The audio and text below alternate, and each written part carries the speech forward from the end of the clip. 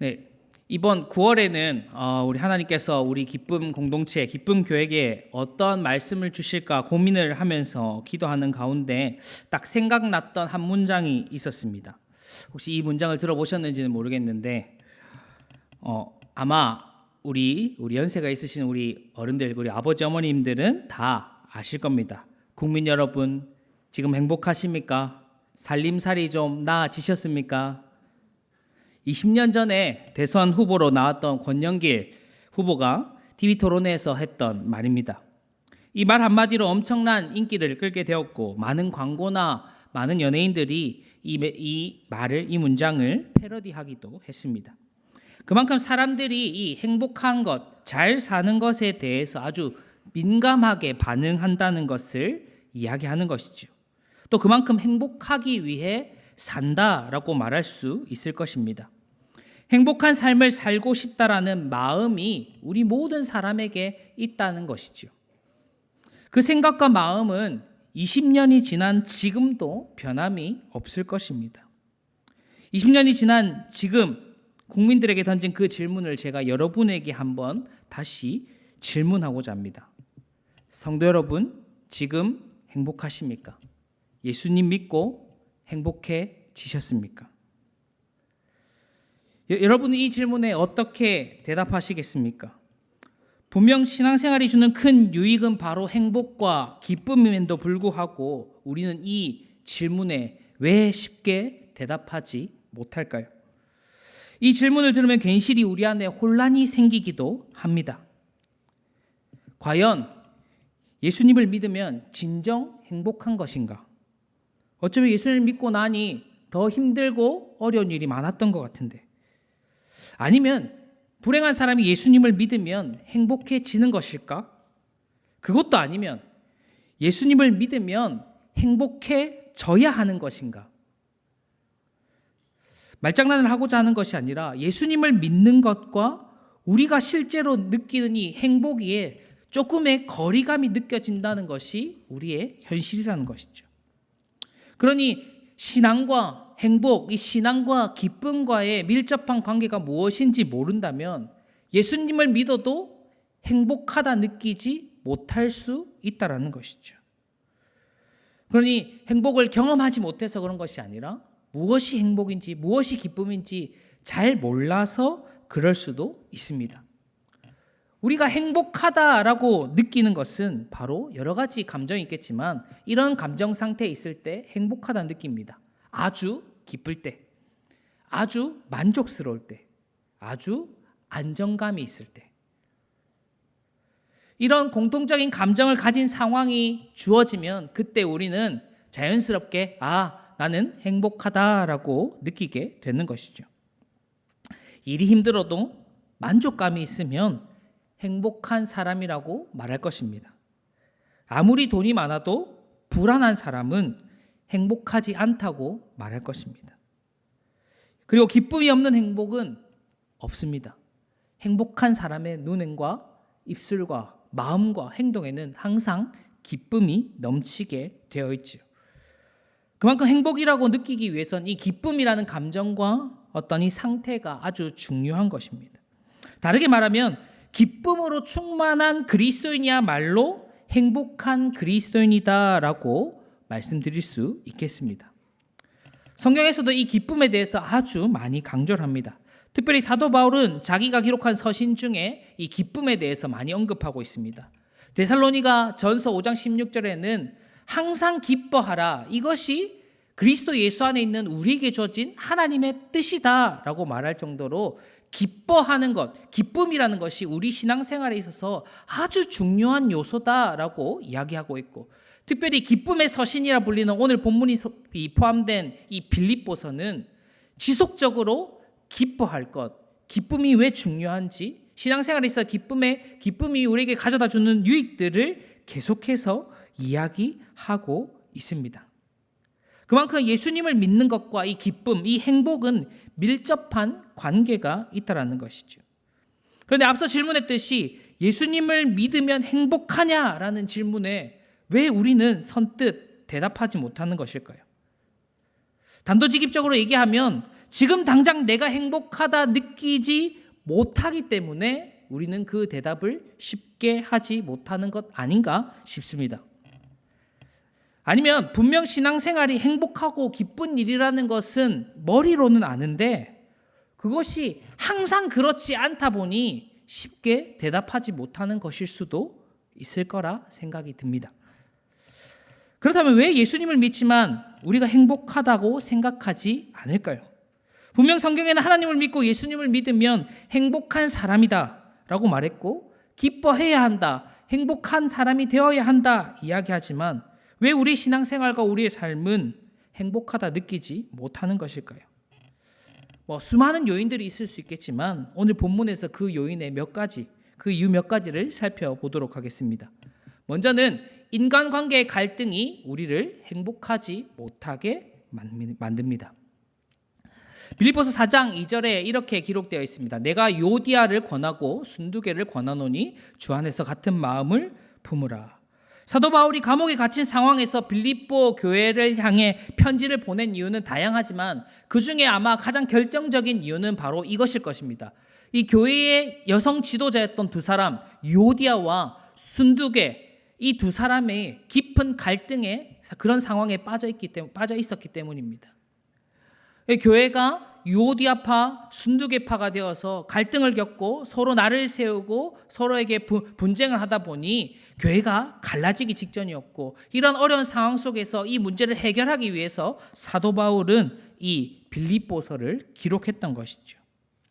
이런 인간관계의 문제가 교회를 무너뜨릴 정도로 심각한 수준이라면 당연히 그곳에서 신앙생활을 하는 많은 빌립보 교인들은 행복, 기쁨이라는 것과 어느 정도 멀어진 상황이었을 겁니다. 그리고 이 인간관계라고 하는 것이 아주 우리가 예민하게 반응하는 것 중 하나라는 것이죠. 우리가 조금만 나와 불편한 사람이 있어도 우리가 살아가는 현장 속에서 불편함을 느끼고 부담스러워합니다. 더군다나 조금은 더 가까이 지내야 하는 교회 안에서 이 인간관계의 갈등, 뭔가 부딪히는 일들이 생기게 되면 나의 신앙생활마저 위협할 수 있는 것이죠. 그러니 교회에 나온 일들이 점점 불편해지고 교회에 나와서도 마음 편하게 기쁘게 행복하게 신앙생활하는 것이 점점 사라지게 되는 것이죠. 마음이 맞지 않거나 소위 나랑 스타일이 맞지 않다는 이유로 또 다양한 이유로 우리는 갈등을 겪게 됩니다. 의견의 차이나 성향의 차이들, 다양한 이유들도 있습니다. 그러니 이런 상황 속에서 우리가 이 인간관계를 잘 만들지 못하면 우리가 주님 안에서 한 가족으로 잘 만들어지고 세워지지 못하면 우리의 생활의 기쁨과 행복에 적신호가 들어오게 되는 것이죠. 그렇기 때문에 이 빌립보 교회를 향해서 사도 바울은 더욱 기쁨에 대해서 강조했던 것입니다. 기쁨을 잃으면 인간관계도 모든 것, 신앙도 다 끝이기 때문입니다. 그래서 이 기뻐할 것을 권면하면서 기뻐할 수 있는 방법을 제시하는데 그것이 바로 이것입니다. 빌립보서 4장 5절의 말씀입니다. 함께 읽겠습니다. 시작. 너희 관용을 바로 사도 바울이 제시한 답은 관용이었습니다. 신앙생활과 관용, 기쁨과 관용은 무슨 상관이 있길래 이것을 관용을 강조하나?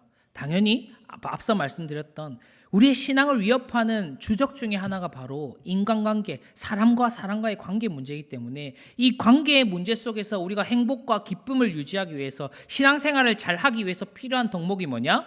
관용이라는 것이죠. 관용을 조금 더 와닿게 표현을 하면 너그러움입니다. 용납함입니다. 온유함입니다. 사도 바울은 빌립보 교회 성도들에게 관용을 베풀어야 한다. 너그러운 사람이 되어야 된다. 모든 사람에게 내가 원하는 사람이 아니라 우리에게 주신 모든 사람들에게 관용을 베푸는 너그러운 사람이 되어야 한다라고 이야기했습니다. 나랑 친한 사람, 나랑 잘 맞는 사람, 나와 의견이 동일한 사람한테 너그러울 수는 있습니다. 그런데 나와 성향이 맞지 않는 사람, 조금 불편한 사람, 나와 의견이 다른 사람에게 너그럽다라는 것은 어쩌면 우리가 인간으로서 쉽지 않은 일 같습니다. 그러나 그 상황에서 나를 세운다면 우리는 신앙생활의 기쁨과 행복을 잃어버리게 될 것입니다. 나 자신을 위해서라도, 하나님 앞에 신앙인인 나를 위해서라도 모든 인간관계 속에서 관용을 베푸는 마음이 필요하다는 것이죠. 너그러이 받아들이는 마음, 용납하는 마음이 있어야 그 날선 갈등이 나의 신앙 그리고 우리의 신앙을 위협하지 않게 되는 것입니다. 그래서 인간관계에서 가장 필요한 말 두 가지가 있습니다. 그럴 수도 있겠지. 무슨 사정이 있겠지. 참 이 말이 쉽게 나오지 않는 말이긴 하지만 우리가 너그러이 상대를 용납하고 용서하고 그 사람에게 관용을 베푸는 가장 중요한 말은 그럴 수도 있겠지. 분명 무슨 사정이 있겠지. 이렇게 생각하는 것이 그들에게 베푸는, 우리에게 베푸는 관용이라는 것이죠. 내가 어느 정도 용납되는 상황이라면 이 말은 쉽게 나올지 모릅니다. 그러나 내가 절대 용납할 수 없는 부분이라면 과연 이 말이 쉽게 나올 수 있겠습니까? 그러나 사도 바울은 관용을 베풀어야 하는 이유로 바로 우리 주님께서 곧 오실 것이기 때문이라 말합니다. 바로 우리에게 무한한 관용, 무한히 너그러우시고 무한히 용납하시는 그 주님께서 우리를 용납하셨으니 우리도 서로 용납하고 살아가야 한다. 분명 주님께서 오셔서 그것을 보실 것이다.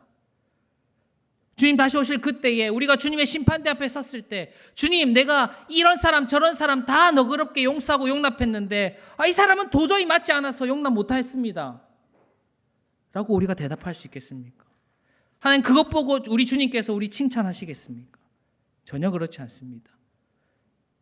이 사람에게도 그랬듯이 저 사람에게도 용납할 수 있는 그런 관용의 마음을 우리가 품을 때 우리 안에 갈등의 마음, 우리 안에 불편한 마음, 부담스러운 마음이 아니라 그 너그럽고 용납하는 그 마음으로 말미암아 우리의 인간관계가 더 나아가 우리 신앙생활이 행복과 기쁨으로 충만할 수 있는 것이죠. 우리의 힘이 아니라 주님께서 우리를 용납하셨으니 우리도 서로를 용납해야 한다. 너그러이 대해야 한다라고 이야기하는 것이죠. 예수님께서 모든 것을 아시지만 우리를 보시고 그럴 수도 있지, 무슨 사정이 있겠지 하며 우리를 받아주시는 것처럼 우리도 우리가 만나는 모든 사람들에게 그럴 수도 있지, 무슨 사정이 있겠지라고 너그러이 용납하는 마음들이 우리 안에 가득했으면 좋겠습니다. 모두에게 관용을 베푸는 것은 쉽지 않습니다. 그러나 예수님께서 우리에게 그렇게 하셨듯이 우리도 한번 해보아야 그리고 노력해야 할 것입니다. 주님께서 나를 사랑하셨듯이 그 사람을 사랑하시고 심지어 원수까지 사랑하라 하신 그 말씀을 따라서 너그럽게 용납할 때 우리의 행복과 기쁨을 앗아가는 그 갈등을 이겨내고 그 갈등 안에서 자유케 되고 비로소 행복한 신앙생활, 예수님 믿으니까 행복하더라, 예수님 믿으니까 사람들과의 관계 속에서도 행복하더라, 나를 괴롭혔던 그 갈등들이 사라지는구나, 결국엔 그렇게 고백하며 살아갈 수 있을 것입니다. 모든 것에 날 세우다 보면 절대 행복하거나 기뻐할 수 없습니다. 모든 것이 불편해질 수밖에 없습니다. 그러나 그럴 수도 있지, 무슨 사정이 있겠지, 항상 너그러운 마음으로 서로를 용납하고 용서하고 받아들이다 보면 그 사소한 문제들은 쉽게 넘길 수 있고 그런 모든 문제들이 문제가 되지 않고 서로 사랑하고 섬기는 우리 기쁨 교회가 될 수 있을 것입니다. 사랑하는 기쁨 가족 여러분, 우리 모두가 그 예수님의 마음, 그 예수님의 은혜를 기억하고 관용을 베풀 때 신앙의 기쁨, 행복한 성도로 살아갈 수 있을 것입니다. 그 은혜가 우리 가운데 가득하기를 주님의 이름으로 축복합니다. 두 번째입니다. 염려와 걱정은 우리를 행복하지 못하게 합니다. 둘째로 염려와 걱정은 우리를 행복하지 못하게 하는 주범입니다. 우리 삶과 신앙의 기쁨, 이 행복을 깨트리는 그 하나가 바로 염려와 걱정인 것이죠. 분명 염려와 걱정이 없이 살아가는 사람은 없을 것입니다. 그런데 우리가 생각해 보아야 할 법은 이 염려와 걱정의 실체라는 것이죠. 과연 우리가 생각하는 이 염려와 우리 마음에 품고 있는 염려와 걱정이 실체가 있는 것인지, 아니면 허황된 염려와 헛된 걱정인지 구분하는 힘이 필요하다는 것이죠.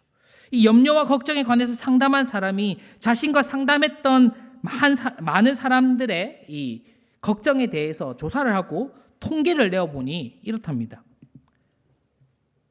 걱정하는 대부분의 일, 40%가 절대 일어나지 않은 일, 그 절대 일어나지 않을 일에 대해서 많은 사람들이 걱정하고 염려한다는 것입니다.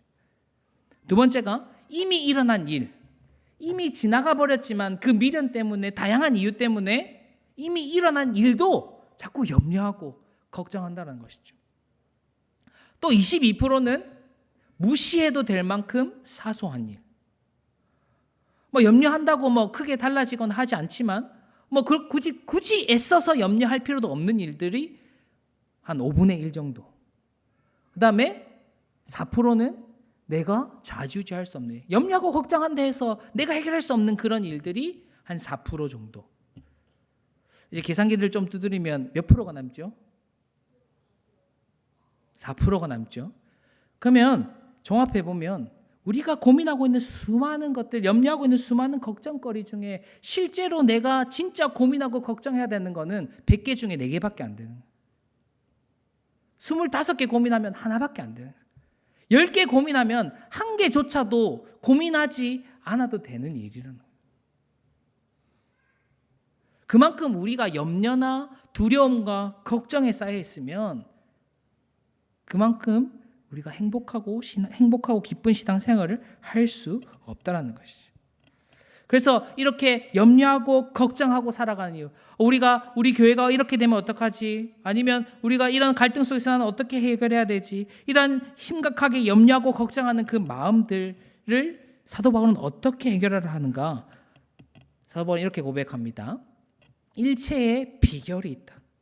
사도 바울은 감옥에 있고 고난과 핍박과 육체의 가시가 있었지만 감사하고 기뻐했고, 그 어떠한 상황 가운데서도 흔들리지 않고 염려하지 않고 걱정하지 않는 그 비결이 있다라고 이야기합니다.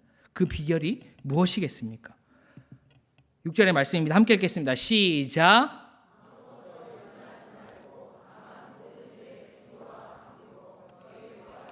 감사함으로 하나님께.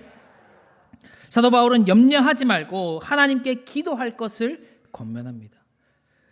염려와 걱정을 이겨내고 그것들과 싸우는 방법은 다른 어떠한 것이 아니라 하나님께 기도하는 것이다. 감사함으로 하나님께 기도하는 것이 염려와 걱정을 이기는 방법이다라고 이야기한 것이죠.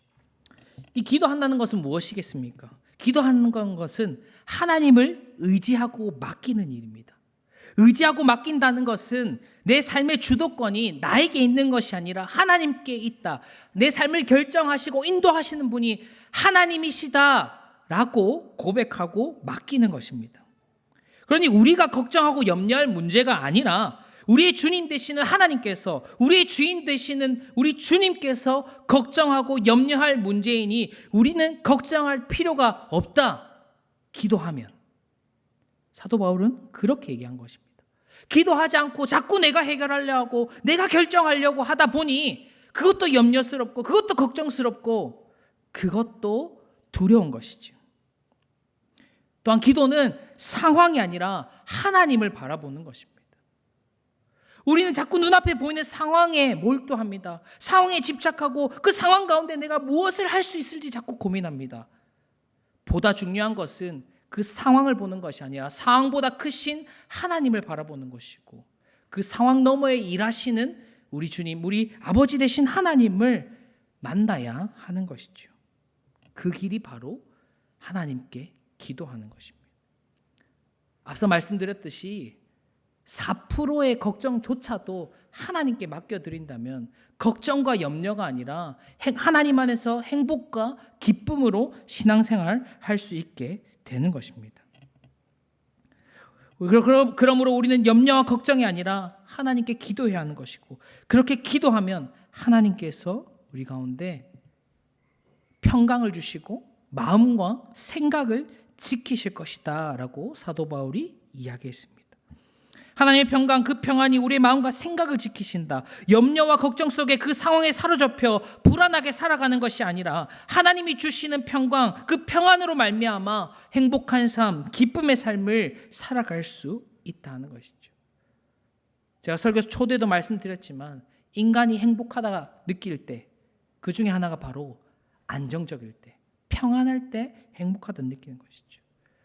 두려움과 걱정 속에 살아가는 삶이 아니라, 그런 신앙생활이 아니라 하나님 안에서 하나님께 모든 것을 맡겨드림으로 하나님 앞에 평안한 삶, 행복하고 기쁨이 넘치는 신앙생활이 될 수 있는 것이죠. 그리고 하나님께서 그 마음을 주실 것이다 약속하신다라고 이야기합니다. 그러니 우리는 기도해야 합니다. 하나님, 내 삶을 주님께 맡겨드립니다. 하나님, 내 삶을 책임져 주십시오. 우리가 많이 하는 기도지 않습니까? 이렇게 기도해놓고 또 염려하고, 이렇게 기도해놓고 또 걱정하고, 이렇게 해놓고 또 집에 가서 어떻게 해결하면 좋을까 궁리하는 우리의 모습. 맡겼는데 주님 맡겨드릴게요 하고 다시 가죠. 맡겨드릴게요 하고 다시 또 마음에 품어. 그건 맡기는 게 아니잖아요. 그냥 넋두리 하는 것뿐이죠. 우리가 해야 할 일은 넋두리 하는 게 아니고 신세 한탄하는 게 아니라 하나님께 맡겨드려요. 그 두려움과 걱정과 불안함, 그 염려에 자유할 수 있는 마음, 하나님께서 나의 생각과 마음을 지켜주시기를 함께 기도함을 통해서 염려와 걱정이 아니라 행복과 기쁨의 신앙을 생활을 할 수 있도록 해야 되는 것이죠. 그래서 우리가 기쁨으로 행복한 신앙생활을 하려면 해야 하는 가장 중요한 것이 바로 기도라는 것이죠. 혹시나 내가 신앙생활하는데 좀 행복하지 않은 것 같아 하면 내가 기도는 잘하고 있는지, 기도보다 염려와 걱정이 앞서고 있지는 않은지 돌아보시기 바랍니다. 그리고 기도함으로 우리의 것을 주님께 다 맡겨드리고 주님께서 우리의 삶을 이끄신 그대로 순종하며 나아가면 분명 우리의 삶 가운데 우리의 신앙생활이 행복하고 기쁘게 될 줄 믿습니다. 예수님께서 또 걱정, 염려, 피해갈 수 없는 인간이셨습니다. 십자가를 지시기 전날 밤 하나님께 기도할 때 주님, 이 잔을 피할 수만 있다면 피하게 해주십시오. 그러나 아버지의 뜻이라면 기꺼이 받겠습니다. 자신이 마주해야 할 그 운명 앞에 두려움과 걱정, 염려할 수밖에 없는 인간이셨습니다. 그러나 예수님은 아버지 되신 하나님과 그 뜻의 모든 것을 맡기고 순종하셨습니다. 죽음을 눈앞에 둔 상황이 예수님의 생각과 예수님의 마음, 그것이 예수님의 생각과 마음을 주장하여서 죽음에 대한 두려움이 아니라 순종에 대한 기쁨, 그 순종을, 그 십자가를 한 영광이 예수님의 마음을 가득 채웠던 것입니다. 그리고 두려움과 떨림이나 두려움과 불안함이 아니라 아버지 하나님께 주신 평안함과 평강이 예수님의 마음과 생각을 지키시게 하셨고, 그리고 그 예수님은 묵묵히 십자가의 길을 걸어갈 수 있었던 것입니다. 사랑하는 기쁜 가족 여러분, 상황에 매이고 집착하는 것이 아니라 하나님께 기도함으로 모든 것을 맡겨드리시길 바랍니다. 그리고 그 맡겨드림을 통해 행복한 성도, 신앙생활의 기쁨을 누릴 수 있었으면 좋겠습니다. 맡긴다는 것, 단순히 나 몰라라 한다는 것이 아닙니다. 예수님께서 그러하셨듯이 우리가 상황과 환경이 아니라 예수님 의지하고, 상황과 환경이 아니라 하나님 바라보며 주님 안에서 참 평안, 참 기쁨, 참 행복의 삶을 살아가는 은혜가 있기를 주님의 이름으로 축복합니다. 네. 마지막 세 번째입니다. 잘못된 생각과 기준은 우리를 행복하지 못하게 합니다. 우리가 행복하지 못하는 이유 중에 하나는 바로 이 행복과 기쁨에 대한 기준과 우리의 생각, 사고방식 자체가 행복할 수 없는 상태에 있기 때문입니다. 믿음이 있고 예수님 만난다 해도 이 우리의 생각하는 방향성, 생각하는 방식, 우리가 지금까지 살았던 기준 자체가 바뀌지 않는다면 여전히 예수님을 믿지만 나는 행복하지 않은 것 같아 라고 이야기할 수 있는 것이죠. 사람은 행복을 쫓을 수밖에 없도록 지음받았습니다. 왜냐하면 그 행복은 하나님께 있기 때문에, 하나님을 만나고 하나님과 함께할 때 행복한 존재로 인간은 지음받았습니다. 그러니 항상 이 하나님에 없는 사람은 이 빈자리를 채우기 위해서 무언가를 쫓게 되고 이 어떠한 자신이 공허함을 만족시킬 수 있는 무언가를 자꾸 찾게 됩니다. 그래서 이 잘못된 행복의 기준과 행복을 찾는 방법, 이것으로 말미암아 참된 행복을 찾을 수 없게 되는 것이죠. 대부분의 사람들은 이 행복과 기쁨을 열망하고 갈망합니다. 그러나 순간적인 쾌락과 자기 욕심, 정욕을 따라 살아가다 보니 일시적인 만족감이나 위로가 있을지는 모르겠지만 참된 기쁨과 행복을 발견할 수 없습니다. 심지어 예수님을 믿는 신자들도 행복과 기쁨을 열망하지만 그 기준과 사고방식에 문제가 있다면 그들은 신앙생활이 행복하지도 기쁘지도 않을 수 있는 것이죠. 지난주에 성찬감자할 때 우리 성장로님이 하신 질문을 기억하실 것입니다. 제가 앞서 했던 질문과 유사하죠. 그때 성찬감찰의 요지는 부정적인 말과 행동보다는 긍정적인 말과 긍정적인 생각을 통해 우리가 신앙생활을 해야 한다라는 것이었습니다. 우리가 조금 더 곱씹어 보면 긍정적인 것과 신앙과는 무슨 상관이 있는가 생각할 수도 있겠습니다. 그러나 긍정적인 것은 신앙과 아주 유의미한 관계가 있습니다. 긍정적인 사람이라고 해서 모두 예수님을 믿거나 신앙이 좋지는 않습니다. 그러나 예수님을 닮은 사람은, 예수님을 따르는 사람은 모두가 긍정적인 사람이었습니다. 예수님을 잘 믿는데 부정적인 사람은 없습니다. 예수님 잘 따르는데 불만 가득한 사람 많이 없습니다. 그 불만조차도 하나님께 맡겨드릴 수 있는 그런 믿음을 가지고 있는 사람인 것이죠. 이는 단순하게 긍정의 힘을 말하는 것이 아닙니다. 좋은 마음, 뭔가 좋은 게 좋은 거다 하는 이 마음을 가지라는 그런 뜻이 아니라 그냥 행복하다, 기쁘다 얘기하면 내 삶이 막 기뻐지고 행복해지고 그런 뭔가 나름의 어떤 자기 합리화나 세뇌하라 그런 말이 아니라 우리가 가지고 있는 생각, 어떤 부정적인 생각이나 부정적인 기준이나 그런 사고방식을 바꾸지 않는 이상 우리의 신앙생활이 여전히 행복하지 않고 기쁘지 않을 수 있다는 사실을 우리가 알아야 되는 것이죠. 왜 나는 신앙생활을 하는데 기쁘지 않을까? 하나님보다 돈을 더 사랑하니까. 나는 신앙생활을 하는데 왜 기쁘지 않고 행복하지 않을까? 하나님보다 다른 것을 더 사랑하고 있으니까 행복하지 않을 수밖에 없습니다. 이런 것처럼 우리가 생각하는 방식, 사고하는 기준이 바뀌지 않으면, 그 말씀의 기준으로 우리가 돌아가지 않으면, 그 예수님의 기준으로 돌아가지 않으면, 바뀌지 않으면 절대 우리의 신앙이 행복할 수 없습니다. 그 기준이 바뀌지 않으면 이 황금 주말 아침 11시에 무거운 몸을 이끌고 예배 자리에 나와서 이렇게 1시간씩, 1시간 반씩, 2시간씩 예배 드린 게 행복할 수가 없죠. 쉬는 걸 더 사랑하는데, 더 편하게 있고 싶은데, 우리가 어쩌면 그 기준이 바뀌지 않는 이상은 우리가 절대 신앙생활을 하면서 행복할 수 없는 것입니다. 그래서 사도 바울은 이렇게 얘기합니다. 함께 읽겠습니다. 4장 8절의 말씀입니다. 함께 읽겠습니다. 시작.